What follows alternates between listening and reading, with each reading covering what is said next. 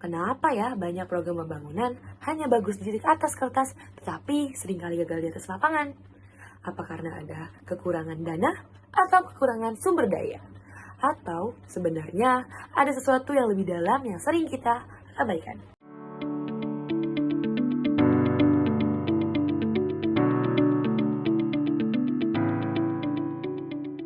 Buku Remaining Resource and Community Development sendiri dijelaskan bahwa keberhasilan pembangunan bukan hanya soal sumber daya, tetapi juga soal mereka masyarakat saling berdiskusi, saling belajar, dan mereka membentuk keputusan bersama, yang dimana konsep ini dengan disebut public discourse atau wacana publik, social learning yaitu pembelajaran sosial, yang berarti kalau masyarakat tidak punya ruang untuk berdiskusi secara terbuka, maka pembangunan bisa mendekatkan bahkan sebelum dimulai. Baik, setelah mendengarkan opening dan pengenalan dari buku ini, saya akan lanjutkan memaparkan hasil review saya dari buku ini pada chapter 3 yang berjudul Diskursus Publik dan Pembelajaran Sosial dalam Pemikiran Ulang tentang Komunitas.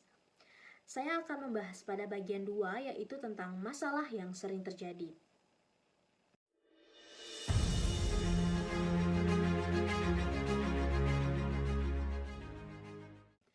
Banyak komunitas sebenarnya punya potensi besar, tetapi mereka terjebak dalam satu masalah. Apakah masalah tersebut? Masalah tersebut yaitu narasi dominan yang tidak pernah dipertanyakan. Contohnya seperti apa? Kita ambil dalam lingkungan masyarakat. Biasanya masyarakat itu menganggap bahwa berbicara tentang masa depan komunitas adalah sesuatu yang tidak pantas atau tidak perlu. Maka proses pengambilan keputusan menjadi stagnan dan bergantung pada orang-orang tertentu saja. Contohnya pada masyarakat lokal, jika ingin melaksanakan suatu acara, menunggu keputusan dari tetua-tetua di situ dulu atau orang-orang penting, baru acara tersebut bisa diselenggarakan. Akibatnya apa? Tidak ada inovasi, tidak ada perubahan. Semua orang akan berbicara saja, tetapi tidak saling mendengar. Oke, selanjutnya saya akan membahas tentang jenis pembelajaran. Jadi pada pembahasan kali ini ada 3 jenis pembelajaran yang sangat penting. Yang pertama ada pembelajaran individu, yaitu apa yang kita pelajari secara pribadi. Yang kedua ada pembelajaran sosial, yaitu apa yang kita pelajari sebagai masyarakat. Dan yang ketiga ada governance learning. Nah, sebagaimana pemerintah dan institut belajar bersama.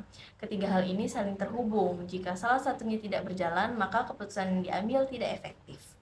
Kita langsung saja bahas kepada pembahasan selanjutnya, yaitu tentang masalah kritis. Jadi, ada 2 konsep hal yang sangat menarik dan sangat keras kritiknya. Yang pertama yaitu tentang dark learning, di mana orang itu baru mempelajari cara-cara bagaimana sih memanipulasi suatu sistem, dan yang kedua yaitu non belajar. Jadi orang tersebut itu tidak mau belajar sama sekali, ataupun dia itu tidak mau mempelajari hal-hal baru gitu. Hal ini tuh sangat sering terjadi pada praktik pemerintahan ataupun organisasi. Hal ini juga menjadi alasan mengapa sih kebijakan itu tidak terlaksanakan dengan baik atau kebijakan itu gagal. Bukan karena mereka itu kekurangan data atau tidak mendapatkan data dengan baik, tetapi mereka itu kurangnya refleksi terhadap hal-hal yang mereka lakukan.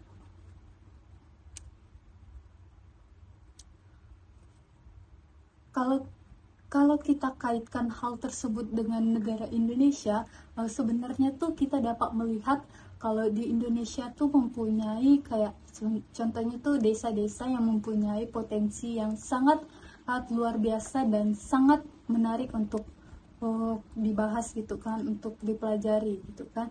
Tetapi tuh masalahnya bukan pada sumber daya desa tersebut, tetapi ada beberapa atau hal-hal yang seharusnya tuh juga dilakukan gitu. Oh, seperti mereka itu kurangnya berinteraksi atau diskusi terhadap masyarakat, kurang terbuka gitu kan. Yang kedua yaitu ada pendekatan yang terlalu top down. Yang ketiga yaitu suara masyarakat tuh kurang didengar, padahal suatu pembangunan tuh kalau ingin berhasil tuh kan seharusnya mereka tuh harus mendengarkan masyarakatnya, dan mereka tuh seharusnya membuka ruang dialog antara pemerintah dan masyarakat. Dan pemerintah tuh seharusnya juga harusnya menghargai perspektif dari masyarakat lokal di daerah tersebut.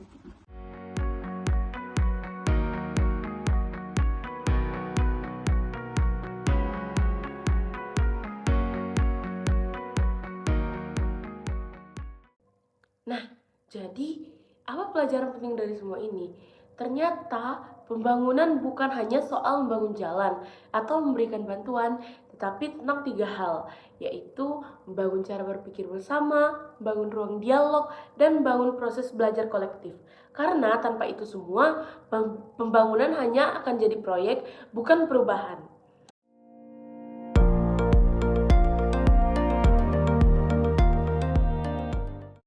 Nah, mulai sekarang, coba kita lihat pembangunan dari sudut pandang yang berbeda. Bukan hanya apa yang dibangun, tetapi bagaimana masyarakat berpikir dan berdiskusi tentang masa depan mereka. Karena perubahan besar selalu dimulai dari percakapan yang kecil.